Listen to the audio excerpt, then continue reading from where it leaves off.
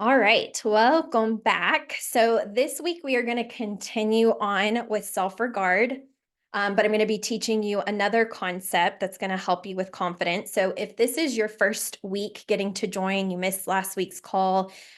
We talked about self regard as a part of emotional intelligence. And the reason we're going to do another concept on this is because strengthening your self regard is one of the most important areas of your overall emotional intelligence because it impacts everything else on your scores. Okay.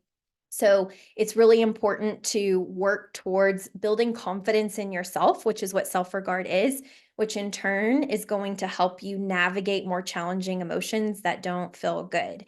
So, my hope today is that by showing you another concept and teaching you with more visuals, it's going to make it easier to navigate those moments when life feels hard and you don't necessarily feel super confident in yourself or in your capabilities. That's what I want to equip you with.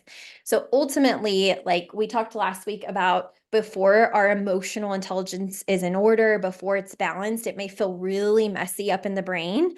And the whole goal of strengthening your overall emotional intelligence is to organize everything and bring more balance so you feel better equipped to handle whatever it is that life throws your way. Okay. So let's get to it. Okay. So, what this often feels like is a little bit of having the angel and the devil on our shoulder when it comes to making changes. And another big piece of strengthening our overall self regard is strengthening the trust that we have in ourselves as opposed to further strengthening our own self betrayal. Now, if you all attended my last freebie breakthrough, we talked about self betrayal cycles. So it's a little bit of that. I'm not going to get into all of that today, but I'm going to share with you some of the ways you can recognize if you're in a self betrayal cycle and your brain is working against you. Okay. So it might be questions like, why don't I follow through? This is a huge one for my clients. They will have an idea of something that is important to them, but then they won't always follow through on it. And then they beat themselves up and go into a shame spiral. It can be things like saying things to yourself like, I always quit on myself. I'm just going through the motions. That's a big one. Being on autopilot and just kind of feeling like, maybe you're in survival. Another big one that I hear is, I know what I should be doing, but I don't do it or I'm not doing it. This is a perfect example of more of a self betrayal cycle because you have this innate knowing that there's something you want to be working on or there's something you could be doing better, but your brain is not currently on board, which then perpetuates cycles that we don't like to be in. And then also some things to look for if you're in self-betrayal are suppressed emotions. So this is going to be moments when you're like, I don't have time to feel feelings. I'm like a mom, I'm a wife, I work. I don't have time to stop and like really acknowledge what I've got going on. I have to be the person for everybody else. And so your emotions get shoved down. Okay, that's a self-betrayal cycle. And then there's also dismissed emotions. So you will feel some emotions and then it feels uncomfortable for you, in which case you will buffer. So that can look like spending a lot of time on your phone, watching a lot of TV, having a glass or two or three or four of wine, smoking, like anything that distracts you from feeling the bulk of your emotions. We're all guilty of it, even those of us that have really great emotional intelligence because of what we've worked on for so long. It still shows up.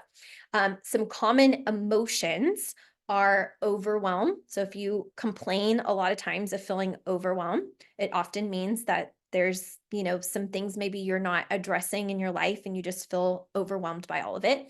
Shame, disappointment, and a big one is fear. So if a lot of your decision making is based on fear that you feel, and then maybe you don't follow through with things because you're afraid, that can put you in a self-betrayal cycle as well.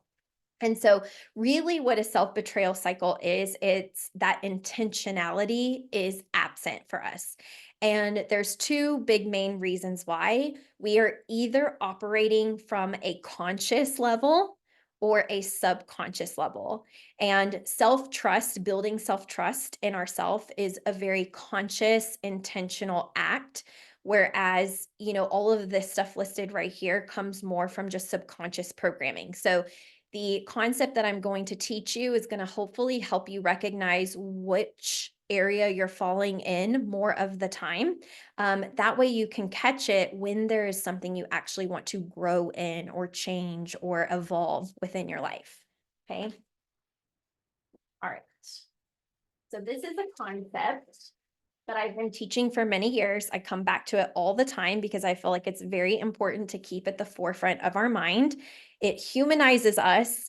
And it's something that I think can keep us out of the cycles of something's wrong with me or I'm the only one that struggles. So I want to teach you a little bit about how our brain operates so that way you can recognize when you're getting stuck in this. That way you can more easily pull yourself out. Okay. So why do we get stuck in the self-betrayal cycles? Why do we struggle to build our self-trust? It's a concept I teach called the 95 versus 5%, and it has everything to do with how our brain operates on a daily basis. So it's basically us against us, right? It's the subconscious us against the conscious us, okay? I'm going to give you a visual that should hopefully kind of help you see this and recognize this within yourself.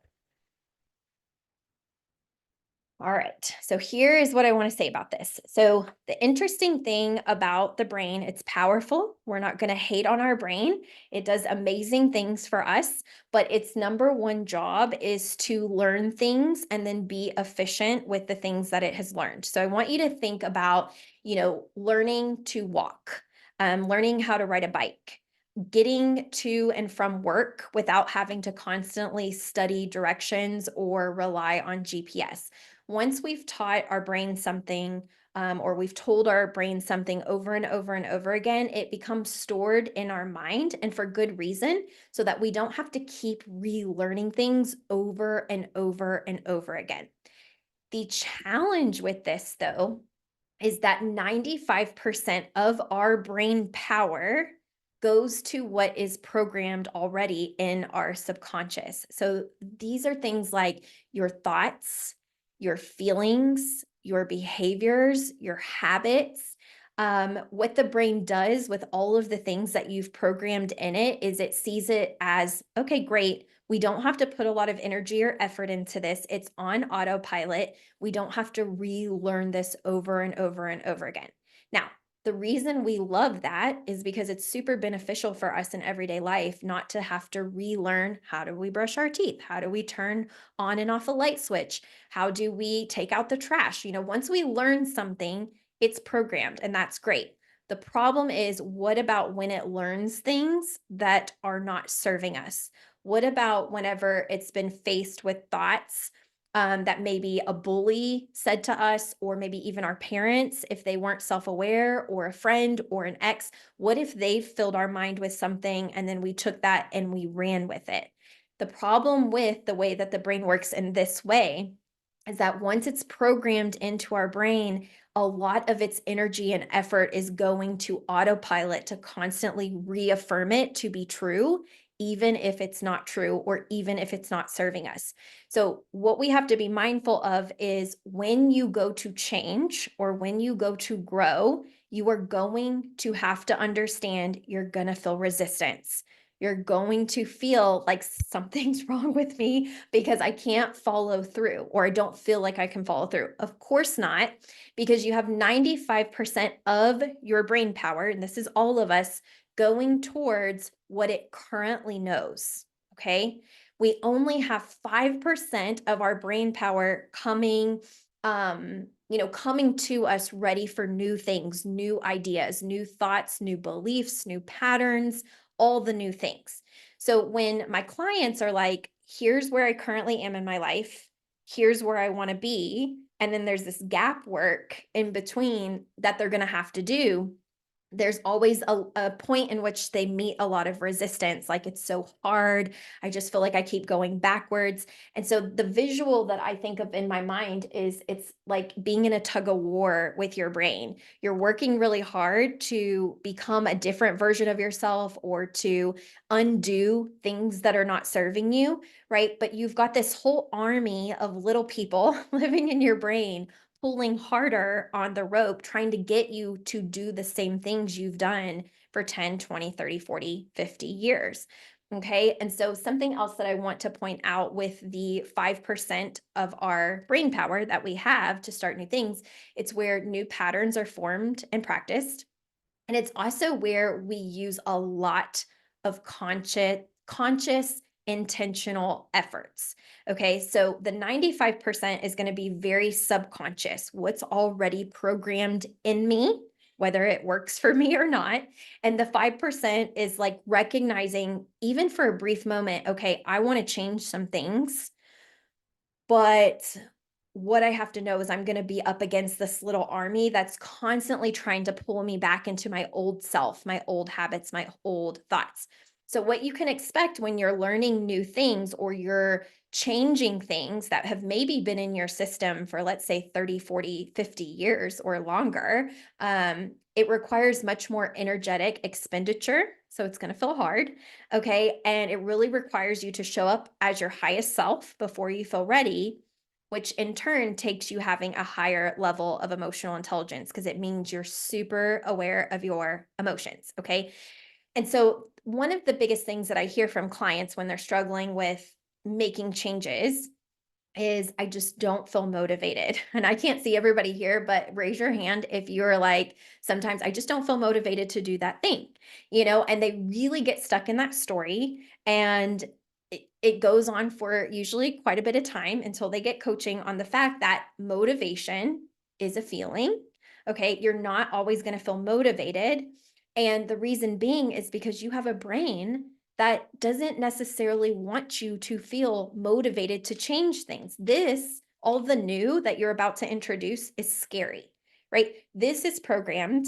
This is autopilot. This is, I get to just do what I've been doing for X amount of years without any effort. This is effortless. Okay. So you get to avoid feelings. You get to avoid thoughts. Like you get to kind of just like do whatever you want that's currently been programmed when you're in this part of your brain. That 5% is very much choosing very consciously. There's changes I want to make, and it's going to take discipline and commitment as opposed to waiting for a feeling of motivation. If you're waiting for motivation, it's going to be very rare that it comes when you want it to come because, again, your brain is like, why do we need motivation? Everything's great in our life. Now, if you're here in this call, there's likely just a piece of you that recognizes maybe there's something I would like to become more aware of in my life, and maybe there's something I would want to work on. I mean, you can even raise your hand again. I can't see everybody here because of the view that I have on, but it's like, raise your hand if you just didn't want to come. Like you probably rather, I would think there's people on here right now that maybe would have rather watch Netflix or be outside or maybe hanging with your family or your kids or whatever. And there was a piece of you, the 5%, that said, you know what? There's something in me that wants to show up for that call. And so if there was any inkling of, I could be doing other things, or maybe I want to be doing other things, what you fought against in the tug of war is you against you. You fought against the conditioning of, we could just do what we've always done rather than do something new. So really it's a pat on the back to even show up for yourself in ways like this, because it's not what the brain would necessarily prefer if you allowed it to just behave how it wants to behave. Okay. And the last major point of this, the whole 95 versus 5%, is that 5% really, really requires you to feel feelings you are not yet comfortable or equipped to feel. So what I will hear clients say is, I know what I need to be doing. I'm not doing it. There must be something wrong with me, or I feel like I get started and I do well for a period of time and then I quit on myself, or I go backwards, or I don't continue to grow as fast as I want to because I'm just up against myself and I literally feel like everything in my brain is a mess. And I'm like, you're not telling me anything new that I haven't heard before, because what you're up against when you're consciously deciding to change things is you're up against what feelings you're going to have to feel that your brain doesn't like feeling. Okay. So for instance, if someone, like I coached a client earlier today, actually, a lot of my clients had this come up and I was like, perfect. If you're going to be on, let's talk about this. But I had a client earlier that gave me permission to share this. She wants to incorporate getting back into a routine of waking up getting her workout in and going to the office. She hasn't really been going to the office since COVID, but it's something that she wants to do. And part of the coaching was like, it just feels so hard. It's like, I know what I need to do, but why does it feel so hard to incorporate or do it? And it's that 95 versus 5%. 95% of her brain power currently is going to, it's been really nice to be home since COVID. Like don't really have to go to the office. If we don't wake up early, we get to sleep in. We can scroll social media or TikTok, and that's just easier for the brain to do. So that conscious effort and that inner knowing of, I don't like this pattern, I do want to change it. What she will be up against as she changes is fighting against the little army that tries to constantly pull her into those routines that she actually really doesn't want to be in. So we talked about when she sets the alarm for her to wake up and work out and go to work. I said, what you have to be up against is that you're going to feel feelings like you're going to be annoyed and agitated and probably tired. And when you hear that alarm go off, your brain, this part of your brain is going to be like, oh, but we don't even have to go to work. That's just a goal that we set. We really don't have to do this. We don't have to work out today. I know we said we're going to do it, but we don't want to do it. And I just want to reiterate that 95% of your brain power is focused on that. So it's a strong little army in your brain, like tugging you back into bed, turning off the alarm and hitting snooze, right? So it takes so much energetic awareness and emotional awareness to say, brain, I know exactly what you're trying to do. And yet I am going to get up because of the person that I want to be. And so what we worked on today is even talking about when she goes to incorporate going to work rather than immediately say, I want to go back to work 5 days a week. I want to be working out 5 days a week. I want to make sure I get up early 5 days a week. Start with one. Start with 1 day a week where you're incorporating any new routine. Okay. And really get good at that routine 1 day a week. Like that day is going to be the day you have to dedicate yourself to fighting against the 95%. So if that is, I promised myself I was going to get a workout in today, then when you wake up or when it's time to work out, just know it's the awareness of, this is what I'm up against. But am I going to allow this part of me, like the old me? I like thinking it for myself of like the old me. Am I going to let the old Macie run my life? Or am I going to have the highest self Macie, the version of me that I'm trying to become in a year, 2 years from now, 5 years from now? Am I going to allow her to show up? And the whole key is I'm going to have to feel feelings in that process. Can I allow myself to feel those feelings? So that's huge. So I want you to just take a second to think about how this is maybe showing up in your life. If there's anything you know you need to change or work on, or something you want to grow in, and how it's currently impacting you with like how you're currently showing up. And think about maybe what coaching would be beneficial for you. And I will absolutely help you out. If you got coaching last week, I just asked that maybe you sit back and allow some other people to get coached. And I will say that we have probably a good like 35 to 40 minutes where I can coach, but I do have a client after this. So I just want to be mindful that we'll have to end on time. Now, let me end this